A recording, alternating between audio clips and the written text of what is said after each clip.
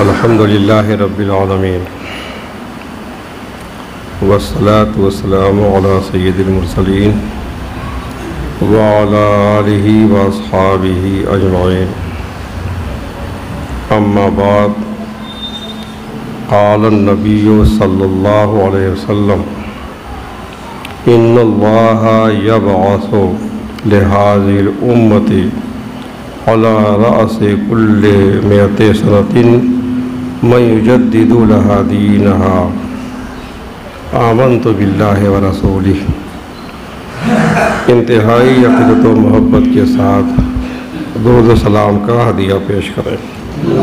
اللہم صل علی سیدنا مولانا محمد معدن الجود والکرم وآلہ وبارک وسلم صلاۃ و سلام علیک یا رسول اللہ صلی اللہ علیہ وسلم۔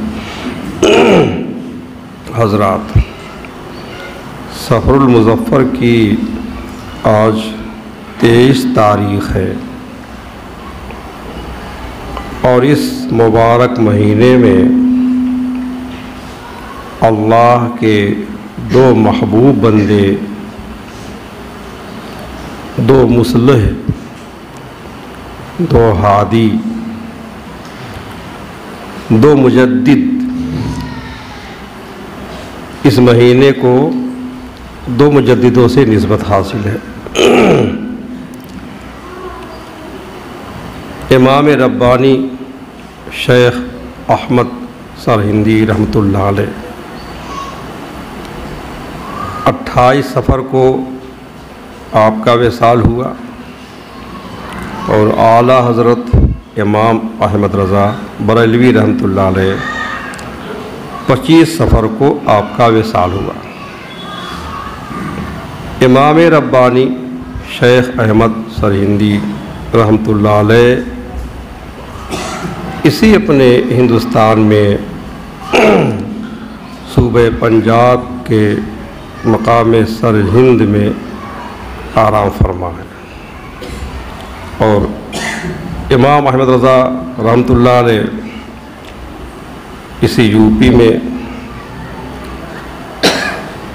بریلی شریف میں آرام فرما ہے۔ تو اس طرح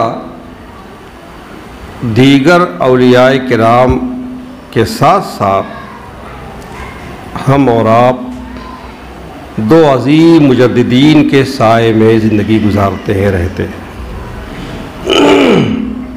اسی نسبت سے آج ہم نے حدیث مجدد کی تلاوت کی ہے۔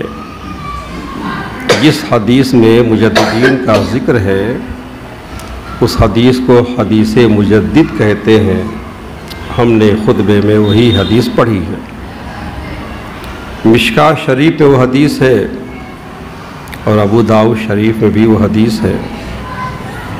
حضرت ابو ہریرہ رضی اللہ تعالی عنہ سے روایت ہے کہ اللہ کے حبیب رحمت عالم صلی اللہ تعالی وسلم نے ارشاد فرمایا، ان اللہ یبعث لہذه الامة علی رأس کل 100 سنة من یجدد لها دینها۔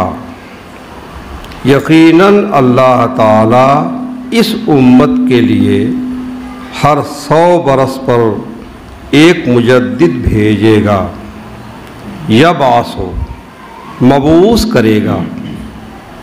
مجدد کی بعثت ہوگی، اللہ مبعوث کرے گا ہر صدی کے اختتام پر، صدی کے اخیر پر۔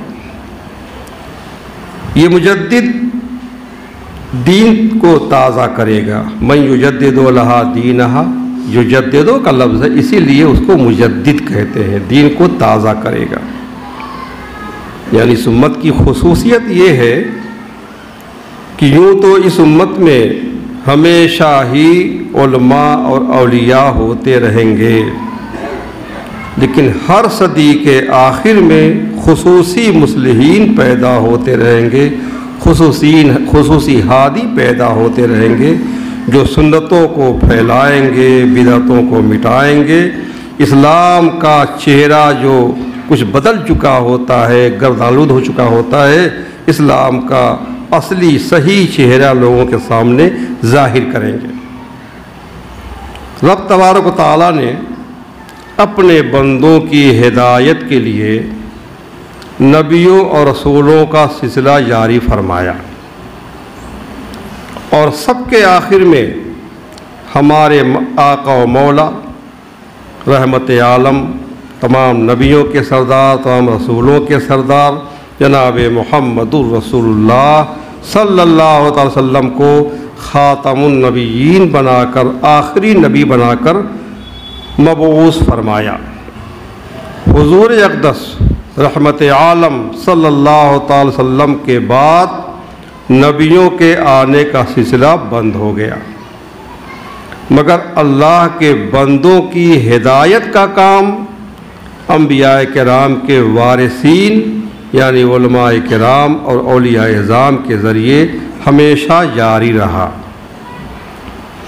امام جلال الدین سیوطی رحمۃ اللہ علیہ فرماتے ہیں کہ حدیث میں ہے کہ ہر صدی کے آخر میں کچھ اہم امور رونما ہوتے ہیں، اس لیے اللہ تعالیٰ نے اپنی رحمت کاملہ سے ہر صدی کے آخر میں ایسے مبعوث مرد کامل کو مبعوث فرمانے کا انتظام فرمایا جو دین میں پیدا ہونے والی خرابیوں کو دور فرمائے۔ یہ ان کا قول ہے امام جلال الدین سیوطی رحمۃ اللہ علیہ کا۔ تو جو مجدد ہوتا ہے وہ کوئی عام آدمی نہیں ہوتا، وہ عطیہ ربانی ہوتا ہے، رب کا عطیہ ہوتا ہے، رب کا انعام ہوتا ہے، امت کے لیے رب کی عظیم نعمت ہوتا ہے۔ اللہ تعالیٰ اپنے بندوں پر کس قدر مہربان ہے کہ اپنے محبوب کو بھیجا صلی اللہ علیہ وسلم، ان کو بھیج کر نجات کی ساری راہوں سے باخبر کر دیا۔ حضور آئے، نجات کی ساری راہیں بتا دیں، کیا سفید ہے کیا سیاہ ہے سب سے واقف کرایا، کیا حلال ہے کیا حرام ہے، کیا جائز ہے کیا ناجائز ہے۔ ساتھ ہی ساتھ اس امت کی رکھوالی کے لیے، ان کی نگہداشت کے لیے علماء حق کا جتھا مقرر فرمایا۔ مگر اس کے باوجود ہر صدی کے اختتام پر، صدی کے اخیر پر جب حالات دگرگوں ہونے لگتے ہیں، بدلنے لگتے ہیں اور حق و باطل میں امتیاز کرنا مشکل ہو جاتا ہے، تو اللہ تعالیٰ اپنی جانب سے مجدد کو بھیج دیتا ہے تاکہ ان کی ہدایات کے ذریعے اللہ کے بندے حق سے آشنا ہو سکیں، حق و باطل میں امتیاز کر سکیں، فتنوں سے نجات پا کر صراط مستقیم پر گامزن ہو سکیں۔ حدیث کا ٹکڑا کہ ان اللہ یبعث، اللہ تعالیٰ بھیجتا ہے، مبعوث فرماتا ہے، یہ بتا رہا ہے کہ یوں تو سینکڑوں اور ہزاروں کی تعداد میں لوگ پیدا ہوتے رہتے ہیں، مگر مجدد کی آمد عام لوگوں کی طرح نہیں ہوتی، بلکہ وہ گمراہی اور فتنوں کی دلدل میں پھنسے ہوئے لوگوں کے لیے رب کی عطا اور اللہ کا انعام بن کر جلوہ گر ہوتا ہے۔ اور سب لوگ پیدا ہوتے ہیں، مگر ان مقدس نفوس کو اللہ تعالیٰ بھیجتا ہے، مبعوث فرماتا ہے، یبعث بھیجتا ہے، مبعوث فرماتا ہے۔ اور یبعثوں پر غور کرنے سے پتہ چلتا ہے کہ مجدد صدی کے آخر میں پیدا نہیں ہوتا، بلکہ پیدا تو اس سے پہلے ہی ہو چکا ہوتا ہے۔ البتہ صدی کے اختتام پر جب صدی ختم ہونے لگتی ہے، اس وقت اپنا تجدیدی کام شروع کر دیتا ہے، اور اپنے کاموں کی بنیاد پر اہل علم کا مرجع ہو جاتا ہے، دنیا کے تمام اہل علم اس کی طرف رجوع کرتے ہیں۔ تو ولادت پیدائش اور ہے، بعثت اور مبعوث ہونا اور ہے۔ تو راس میت پر یعنی صدی کے اختتام پر مجدد کی پیدائش نہیں ہوتی، بعثت ہوتی ہے، وہ مبعوث ہوتا ہے۔ جیسے نبی پیدا ہوتا ہے اور عام طور سے 40 سال کے بعد اس کی بعثت ہوتی ہے، وہ مبعوث ہوتا ہے۔ ہمارے حضور مبعوث ہوئے 40 سال کے بعد، جب آپ نے نبوت کا اعلان فرمایا تو ایسے مجدد کی پیدائش پہلے سے ہو جاتی ہے اور صدی کے آخر میں اس کی بعثت ہوتی ہے، تو صدی سے پہلے ہی وہ پیدا ہو چکا ہوتا ہے، بلکہ علوم ظاہری اور باطنی سے، دینی ظاہری باطنی علوم سے سرفراز ہو چکتا ہے، اور صدی کے اختتام کے وقت اس کا تجدیدی کام بالکل کھل کر سامنے آ جاتا ہے۔ لیکن یہ مطلب نہیں ہے کہ مجدد، ہر زمانے کا مجدد اپنے زمانے کے تمام لوگوں سے افضل ہوتا ہے، ایسی کوئی بات ضروری نہیں ہے۔ ایسا ہو سکتا ہے کہ اس مجدد کے اس صدی میں مجدد سے بھی بڑا عالم ہو، اس سے بھی بڑا عظیم فقیہ ہو، اس سے بھی بڑا ولی ہو، جو دین کی خدمت میں مصروف ہو، دنیا کا مرجع بھی ہو، لوگ رجوع بھی کرتے ہوں، لیکن مجدد کی شرط یہ ہے کہ صدی کے اختتام پر مبعوث ہوتا ہے، اس سے پہلے پیدا ہو چکتا ہے، دینی باطنی علوم حاصل کر لیتا ہے، اور صدی کے اخیر پر وہ کام دینی شروع کر دیتا ہے، اور صدی ختم ہونے کے بعد آنے والی صدی کا بھی کچھ وقت اس کو ملتا ہے، چاہے سال 2 سال ملے، چاہے 10-20 سال ملے، تو ایک صدی کے اخیر میں دینی خدمت کرتا ہے اور دوسرے صدی کے شروع میں دینی خدمت کرتا ہے۔ تو جو بزرگ، جو عالم صدی کے شروع میں پیدا ہو اور صدی کے اخیر میں اس کی وفات ہو جائے، 2 صدیاں نہ پائے، تو ایسا ولی مجدد نہیں ہوگا، بھلے مجدد سے بڑا اس کا درجہ ہو، مجدد نہیں ہوگا۔ مجدد کے لیے شرط یہ ہے کہ 2 صدیاں پائے گا، اور جس صدی میں مبعوث ہوتا ہے اس کا آخری حصہ، اور جس صدی میں مبعوث ہوا اس کے بعد والی صدی کے شروع میں وہ دینی خدمات کرتا ہے۔ اب جیسے دیکھیے حضرت امام مالک بن انس رضی اللہ عنہ کتنے پائے کے امام ہیں، کتنے بڑے جید عالم ہیں، لیکن ان کو مجدد نہیں کہا جائے گا، مجددی میں شمار نہیں۔ سن 93 میں ان کی پیدائش ہے اور سن 179 میں ان کی وفات ہے، تو سن 93 میں پیدا ہوئی، کچھ 7 سال کا زمانہ اس صدی کا ملا، تو 7 سال میں آدمی علم حاصل کر کے دنیا والوں کا مرجع بھی بن جائے، دینی خدمات کر کے لوگوں کی توجہ بھی حاصل کر لے، ایسا ممکن نہیں ہوتا، اس لیے وہ مجدد نہیں ہے۔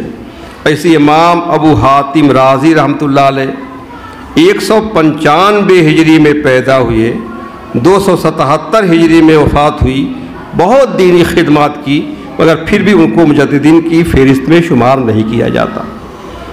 ایسے خلیفہ مقتدر باللہ 293 میں پیدا ہوا اور 331 میں ہجری میں ان کی وفات ہوئی، بہت دینی خدمات کی ہے، لیکن مجددین کی فہرست میں شمار نہیں کیے جائیں گے۔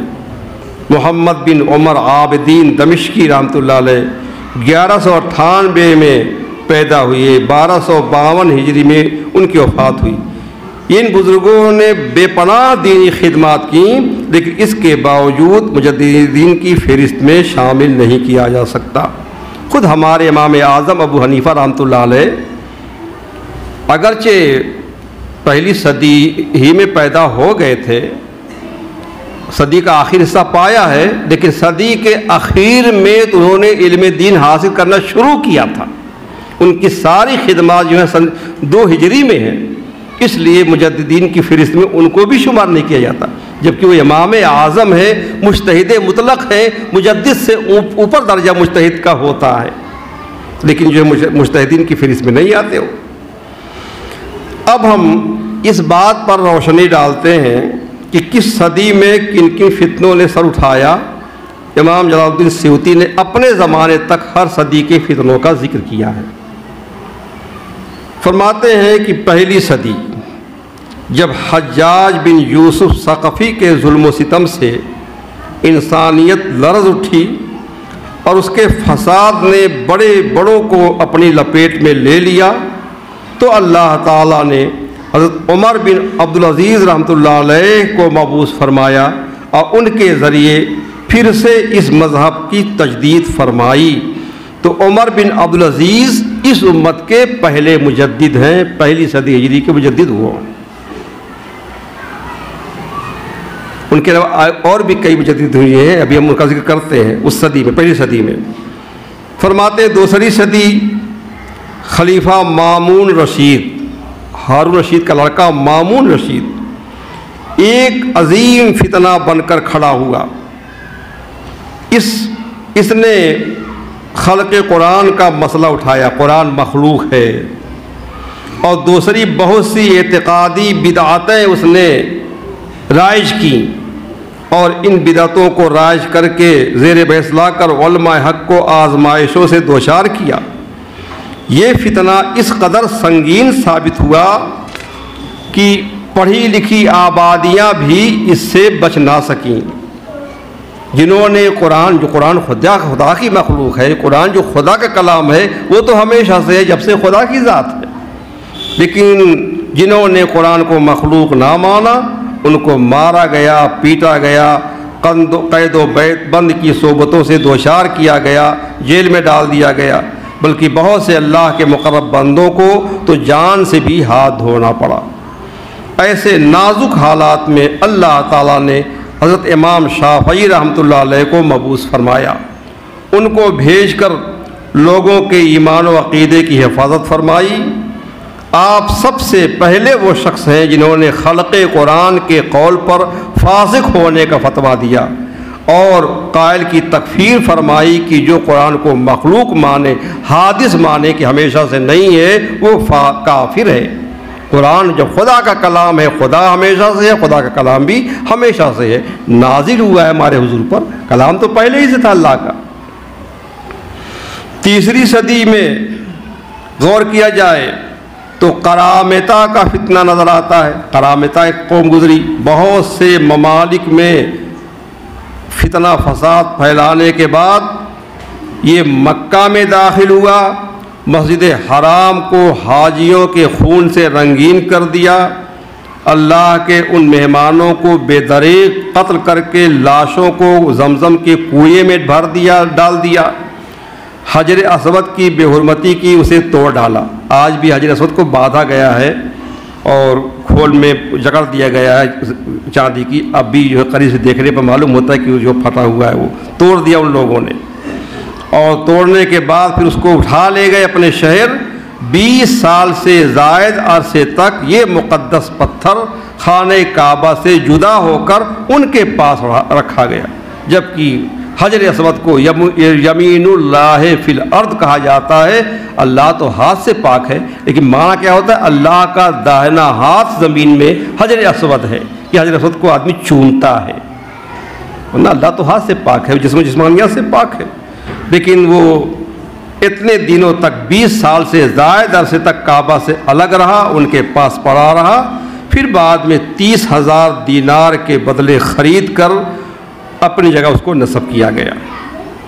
چوتھی صدی کا مطالعہ کریں تو حاکم بے امر اللہ کا فتنہ نظر آئے گا، بلکہ بعض اعتبار سے دیکھیں تو یہ فتنہ حجاج کے فتنے سے بھی زیادہ شرانگیز تھا، کیونکہ حجاج نے بھی کبھی اپنے لیے سجدہ کرانے کو روا نہیں رکھا، بڑا ظالم تھا لیکن کبھی سجدہ نہیں کرواتا تھا۔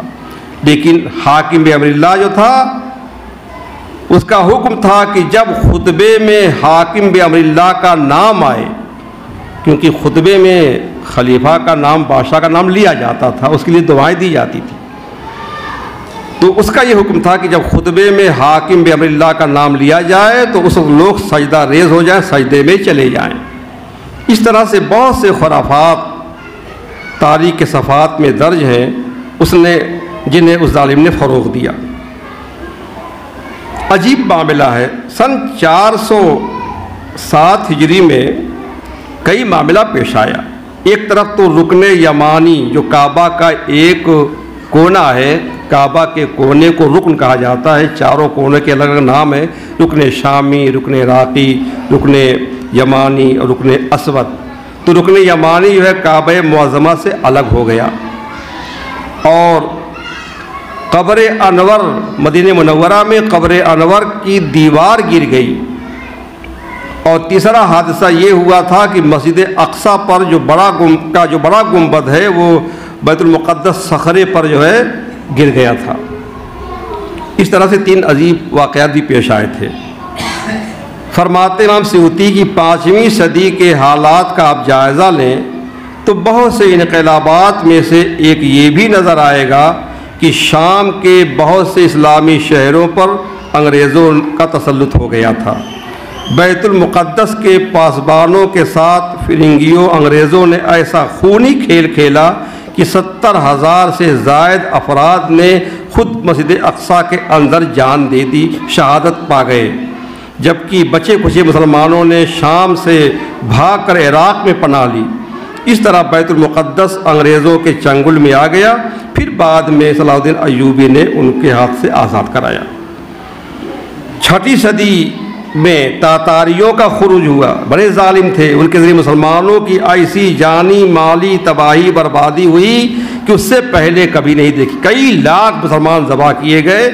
برسہ برس کی محنتوں سے جو علمی احساسہ تیار ہوا تھا، بے شمار کتابیں دل لکھی گئی تھی، ساری کتابوں کو آگ لگا کے دریا میں ڈال دیا گیا تھا۔ وہ ایسا فتنہ آج تک نہیں ظاہر ہوا۔ 7ویں صدی ہجری میں دیار مصر و شام میں غلا اور فنا نامی 2 فتنوں نے سر ابھارا، جنہوں نے گدھے، کھچر اور کتوں کے گوشت کھانے میں لوگوں کو رغبت دلائی کہ کتے کا گوشت کھایا جائے، گدھوں کا گوشت کھایا جائے، کھچر گوشت کھایا جائے۔ اتنی رغبت دلائی کہ اس وقت یہ تینوں جانور بہت کم رہ گئے تھے، اور اس صدی میں تاتاریوں نے بھی شام کے بعض شہروں پر بہت پہرے ڈھائے تھے۔ 8ویں صدی ہجری میں تیمور لنکا وجود اسلام کے لیے خطرناک ثابت ہوا، اور 9ویں صدی جس میں ہم سانس لے رہے ہیں، امام سیوطی فرماتے ہیں یہ 9ویں صدی میں تھے کہ 9ویں صدی جس میں ہم سانس لے رہے ہیں، ان میں 3 قابل ذکر حادثات مجھے نظر آتے ہیں۔ وہ فرماتے ہیں پہلا یہ کہ جزیرے اندلس کے چند شہر جیسے غرناطہ وغیرہ یہ انگریزوں کے چنگل میں آ گئے۔ دوسرا جو ہے سنی نام کے خارجیوں کا جتھا نکلا، جو بہت سے لوگوں کو اس نے جو ہے ظلم و ستم کا نشان بنایا، اور سن 997 میں اللہ نے اس ظالم کو ہلاک کیا، ان لوگوں کو۔ تیسرا حادثہ یہ ہے کہ روئے زمین میں جہالت عام ہو گئی ہے، اور تمام علاقے حقیقی اور فنی علماء کے وجود سے خالی ہو گئے ہیں۔ یہ اتنا بڑا حادثہ ہے کہ اس سے پہلے یہ بات نہ پائی گئی، امام سیوطی رحمۃ اللہ علیہ فرماتے ہیں۔ تو اس طرح 9ویں صدی تک جو ہے انہوں نے فتنوں کو سرسری طور پر بیان فرمایا ہے۔ اب ہم فہرست آپ کو دکھا دیتے ہیں مجددین کی، صرف حصول برکت کے لیے کہ ان سرکاروں کا نام زبان پہ لانے میں، ان کا نام سننے میں بھی برکت حاصل ہوتی ہے۔ پہلی صدی ہجری کے مجددین میں حضرت عمر بن عبدالعزیز رحمۃ اللہ علیہ ہیں۔ ان کی ولادت سن 61 ہجری میں ہے، اور ان کی وفات سن 101 ہجری میں ہے۔ حضرت ابو سعید حسن بن یسار بصری رحمۃ اللہ علیہ جنہیں حسن بصری کہتے ہیں، ان کی پیدائش سن 22 ہجری میں ہے، وفات جو ہے سن 110 ہجری میں ہے۔ اور حضرت ابو بکر محمد بن سیرین بصری، محمد بن سیرین بہت مشہور، ان کی ولادت جو ہے سن 33 ہجری میں ہے، وفات 110 ہجری میں ہے۔ حضرت ابو محمد عطا بن ابو رباح رحمۃ اللہ علیہ، ولادت 27 ہجری اور وفات 114 ہجری۔ حضرت عامر بن شراحیل شعبی کوفی رحمۃ اللہ علیہ، ولادت 17 ہجری، وصال جو ہے 104 ہجری۔ ابو معبد عبداللہ بن کثیر داری مکی رحمۃ اللہ علیہ، ولادت 45 ہجری، وفات 120 ہجری۔ اتنے یہ 6 بزرگ ہیں جن کا شمار پہلی صدی کے مجددین میں ہوتا ہے۔ دوسری صدی کے مجددین حضرت محمد بن ادریس شافعی رحمۃ اللہ علیہ، جنہیں امام شافعی کہا جاتا ہے، سن 150 میں ولادت ہے اور 204 میں ان کی وفات ہے۔ حضرت اشہاب بن عبدالعزیز قیسی مالکی رحمۃ اللہ علیہ، ان کی بھی ولادت 150 میں، وصال 204 میں ہے۔ امام جرح و تعدیل حضرت یحییٰ بن معین مرری رحمۃ اللہ علیہ، ولادت 158 ہجری، وفات 233 ہجری میں ہے۔ حضرت امام علی رضا بن موسیٰ کاظم رحمۃ اللہ علیہ اہل بیت میں سے، ولادت 153 ہجری میں ہے، وفات 203 ہجری میں ہے۔ حضرت اسد الدین معروف فیروز کرخی، جنہیں معروف کرخی کہا جاتا ہے رحمۃ اللہ علیہ، ان کی ولادت 156 ہجری، وفات 201 ہجری میں ہے۔ حضرت امام احمد بن حنبل رحمۃ اللہ علیہ، ولادت 164 ہجری، وفات 241 ہجری۔ حضرت ابو علی حسن بن زیاد دولوی رحمۃ اللہ علیہ، ولادت 116 ہجری، وفات 204 ہجری میں ہے۔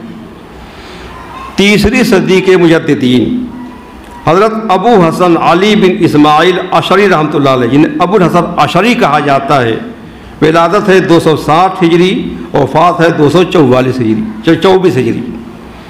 حضرت ابو العباس عمر بن شریح صافی رحمۃ اللہ علیہ، ولادت 240 ہجری، وفات 306 ہجری۔ حضرت امام احمد بن شعیب بن علی نسائی رحمۃ اللہ علیہ، امام نسائی جنہیں کہا جاتا ہے، 215 میں ولادت، 303 میں وفات۔ حضرت ابو جعفر احمد بن محمد بن سلامہ طحاوی رحمۃ اللہ علیہ، امام طحاوی جنہیں کہا جاتا ہے، 239 میں ولادت، 321 میں وفات۔ حضرت ابو جعفر محمد بن جریر طبری، علامہ طبری رحمۃ اللہ علیہ، 224 میں ولادت، 310 میں وفات۔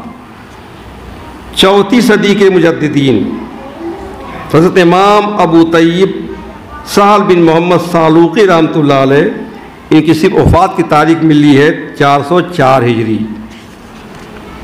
اور ابو حامد احمد بن محمد اسفرائینی رحمۃ اللہ علیہ، ولادت ہے 344، وفات ہے 406۔ قاضی ابو بکر محمد بن طیب باقلانی رحمۃ اللہ علیہ، ولادت ہے 338، وصال ہے 403۔ ابو العباس احمد بن مقتدر خلیفہ قادر باللہ، 336 ولادت، 422 وصال۔ پانچویں صدی کے مجددین حضرت امام محمد بن محمد غزالی رحمۃ اللہ علیہ، امام غزالی 5ویں صدی کے مجددین میں سے ہیں، 450 میں ولادت اور 505 ہجری میں ان کی وفات ہے۔ ابو محمد حسین بن مسعود بغوی فرہ رحمۃ اللہ علیہ، 433 میں ولادت، 516 میں وفات۔ حضرت غوث اعظم شیخ عبد القادر جیلانی رحمۃ اللہ علیہ، 470 ہجری میں ولادت، 561 ہجری میں وفات ہے۔ حضرت ابو العباس احمد بن مقتدی خلیفہ مستظہر باللہ، 470 میں ولادت، 512 میں وفات ہے۔ چھٹی صدی کے مجددین حضرت امام فخر الدین محمد بن عمر رازی، امام رازی رحمۃ اللہ علیہ، 544 میں ولادت، 606 ہجری میں وفات۔ خواجہ غریب نواز معین الدین چشتی رحمۃ اللہ علیہ، 534 میں ولادت، 632 میں وفات ہے آپ کی۔ آپ جو چھٹی صدی کے مجددین میں سے ہیں۔ ساتویں صدی کے مجددین حضرت تقی الدین محمد بن دقیق العید قشیری رحمۃ اللہ علیہ، 625 میں ولادت، 702 میں وفات۔ حضرت خواجہ محبوب الہی نظام الدین اولیاء رحمۃ اللہ علیہ، 636 میں ولادت، 725 میں آپ کی وفات ہے۔ آٹھویں صدی کے مجددین حضرت عبد الرحیم بن حسین زین الدین عراقی رحمۃ اللہ علیہ، 725 میں ولادت، 806 میں وصال۔ ابو حفص عمر سراج الدین بلقینی شافعی رحمۃ اللہ علیہ، 724 میں پیدائش، 805 میں وفات۔ خواجہ شمس الدین محمد بن جزری رحمۃ اللہ علیہ، 751 میں ولادت، 833 میں وفات۔ امام جلال الدین عبد الرحمن بن ابوبکر سیوطی، امام سیوطی رحمۃ اللہ علیہ، 849 میں ولادت، 911 میں وفات ہے۔ حضرت شمس الدین محمد بن عبد الرحمن سخاوی رحمۃ اللہ علیہ، امام سخاوی سے مشہور ہیں، 831 میں ولادت ہے، 902 میں ان کی وفات ہے۔ 10ویں صدی کے مجددین حضرت شمس الدین محمد بن شہاب الدین رملی، 919 میں ولادت، 1004 میں وفات۔ شیخ محقق عبدالحق دہلوی رحمۃ اللہ علیہ 958 میں ولادت، 1052 میں وفات ہے۔ میر عبد الواحد بلگیرامی رحمۃ اللہ علیہ 915 میں ولادت ہے، 1017 میں وفات ہے۔ محمد بن عبداللہ خطیب غزی رحمۃ اللہ علیہ 939 میں ولادت ہے، 1004 میں وفات ہے۔ علی بن محمد بن علی بن غانی مقدسی رحمۃ اللہ علیہ 920 میں ولادت، 1004 میں وفات۔ ملا علی قاری بن سلطان محمد حروی رحمۃ اللہ علیہ 930 میں ولادت، 1014 میں وفات ہے۔ سچ تو یہ ہے کہ مجدد الف ثانی امام ربانی شیخ احمد سرہندی رحمۃ اللہ علیہ یہ 10ویں صدی ہجری کے مجددین میں سے ہیں، کیونکہ 10ویں صدی کے اخیر میں یہ مبعوث ہو چکے تھے، لیکن عام طور سے ان کو 11ویں صدی کا مجدد کہا جاتا ہے۔ دو مجددین کے بارے میں یہ بات ہے، اعلیٰ حضرت جو ہے 13ویں کے مجدد تھے اصول کے اعتبار سے، لیکن 14ویں میں بھی دین کا اتنا کام کیا کہ 14ویں کے مجدد سے مشہور ہوئی۔ اس طرح سے امام ربانی نے 10ویں میں کام کیا اور پھر 11ویں کے شروع میں بہت کام کیا، اس لیے آپ کو 11ویں کا مجدد کہا جاتا ہے، ورنہ اصل کے اعتبار سے آپ 10ویں صدی کے مجددین میں سے ہیں۔ تو شیخ احمد سرہندی یہ ہیں 10ویں کے مجددین، 11ویں میں شمار ہوتے ہیں۔ اور 11ویں کے مجددین میں علامہ محمد بن عبد الباقی زرقانی ہیں، میں صرف نام لے لیتا ہوں، ختم ہو گیا ہے۔ حضرت قاضی ملا محب اللہ بہاری ہیں، شیخ کلیم اللہ چشتی جہان آبادی ہیں، شاہ اورنگزیب عالمگیر ہیں۔ 12ویں صدی کے مجددین شاہ عبدالعزیز محدث دہلوی رحمۃ اللہ علیہ، حضرت بحر العلوم علامہ عبدالعلی فرنگی محلی رحمۃ اللہ علیہ، محی الدین سید محمد مرتضیٰ حسین زبیدی رحمۃ اللہ علیہ، اور حضرت شاہ غلام علی مجددی دہلوی رحمۃ اللہ علیہ۔ 13ویں کے صدی کے مجددین میں محب رسول حضرت شاہ عبد القادر بدایونی، حضرت سید احمد بن زینی دہلان مکی، شیخ یوسف بن اسماعیل نبہانی، اور سچ یہ ہے کہ امام احمد رضا بھی 13ویں صدی کے مجددین میں سے ہیں، لیکن 14ویں کا مجدد کہا جاتا ہے۔ اب دیکھیے شیخ اسماعیل بن یوسف نبہانی، ان کی وفات ہوئی ہے 1350 ہجری میں، اور اعلیٰ حضرت کی وفات ہوئی ہے 1340 ہجری میں۔ تو اعلیٰ حضرت کی وفات کے 10 سال بعد ان کی وفات ہے، لیکن ان کا شمار 13ویں میں ہوتا ہے اور ان کا شمار 14ویں میں ہوتا ہے، حالانکہ یہ بھی 13ویں صدی ہی کے مجددین میں سے ہے۔ تو 13ویں صدی میں 4 مجدد تھے۔ کتنے کہتے ہیں کہ اعلیٰ حضرت اکیلے مجدد تھے، ایسی کوئی بات نہیں ہے۔ اعلیٰ حضرت بھی مجدد تھے، علامہ شیخ یوسف بن اسماعیل نبہانی بھی تھے، علامہ احمد بن زینی دہلان مکی رحمۃ اللہ علیہ تھے، اور شاہ عبد القادر بدایونی رحمۃ اللہ علیہ تھے۔ اس طرح سے 13ویں صدی ہجری کے مجددین کی فہرست ملتی ہے، اور اعلیٰ حضرت کو 14ویں کا مجدد کہتے ہیں، ورنہ وہ 13ویں کے مجدد تھے۔ پھر 14ویں صدی کے مجددین میں آ کے بڑا کل اختلاف ہو جاتا ہے۔ دیوبندی کسی کو کہتے ہیں، اہل حدیث کسی کو کہتے ہیں، جو سنی ہے وہ کسی کو کہتے ہیں۔ وہ 14ویں کا مجدد کون؟ اور پھر یہ 15ویں چل رہی ہے، اور 15ویں کا مجدد تو ابھی پیدا ہی نہیں ہوا ہوگا، یا پیدا ہوا ہوگا تو ابھی چھوٹا بچہ ہوگا، کیونکہ 15ویں صدی کے اخیر میں مبعوث ہوگا وہ۔ اور حالات کے اعتبار سے دیکھا جائے تو دنیا میں بالکل اندھیرا معلوم ہو رہا ہے، جس قدر اختلافات دنیا میں ہے اور جس قدر جو حوادث دنیا میں ہے، لگتا یہ ہے کہ مجدد کے وجود سے دنیا خالی ہے۔ ویسے تو بہت سے علماء ہیں جو دینی کام کرنے والے ہیں، تو ان کے ماننے والے اپنے مقتدا کو مجدد کہتے ہیں، بہت سے لوگ ہیں اس زمانے میں کہتے ہیں، لیکن لگتا یہی ہے کہ ابھی کوئی مجدد اس وقت دنیا میں موجود نہیں ہے۔ 15ویں صدی کا مجدد یا تو پیدا ہی نہیں ہوا ہوگا، یا پیدا ہوگا تو بھی بچہ ہوگا وہ، کیونکہ 15ویں کے اخیر تک جو آدمی زندہ رہے گا وہ جانے گا کہ 15ویں کا مجدد کون ہے۔ جب وہ مبعوث ہوگا، اس کی خدمات سے پوری دنیا جب روشن ہوگی اور جب دنیا میں اختلافات ختم ہوں گی۔ اللہ تعالی ہم سب کو مجددین کا فیضان نصیب فرمائے۔ آئے فاتحہ پڑھیں، بالخصوص دونوں مجدد شیخ امام ربانی کے نام اور اعلیٰ حضرت کے نام فاتحہ ہونا چاہیے۔ ایک بار سورہ فاتحہ اور 4 بار سورہ اخلاص پڑھیں۔ اللہم صلی اللہ علیہ وسلم۔